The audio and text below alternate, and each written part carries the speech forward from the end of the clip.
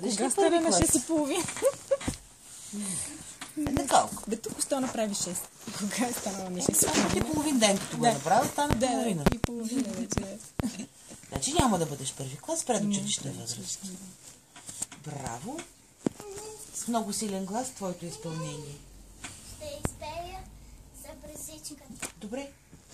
Расла е сама самичка, млада хубава брезичка, слънце в клоните и грее, вятър тихо я люле, слънце в клоните и грее, вятър тихо я люле, минал пътник през гората и подседнал под брезата, а брезичката тогава му запяла песен стара, а брезичката тогава му запяла песен стара, тя запяла за войната, за мира и свободата,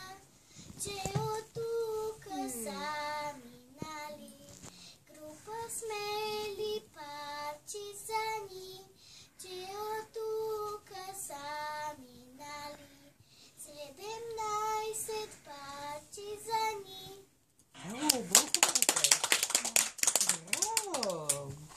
Сега искам да се скриеш ето там, да дойдеш тук и с много силен глас да кажеш: здравейте, приятели! Ти си водеща на голям концерт в НДК в зала 1. Аз съм измислила концерт. Готова ли си? Да. Хайде.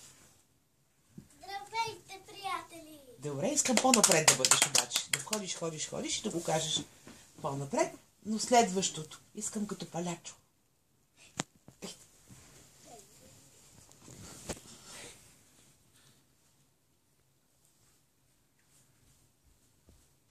Здравейте, приятели! Добре. А сега искам като теникиен човек. О?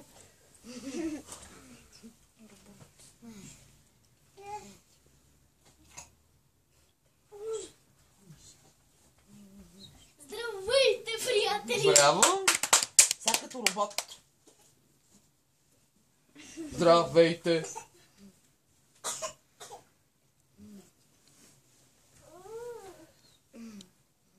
Здравейте, приятели! Браво! Вещица. Иска да ни изяде. Багьос. Много си страшно.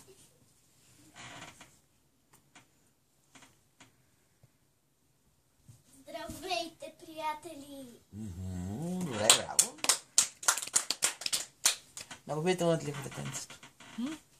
Да. Толкова маничка, много добре се справи, браво.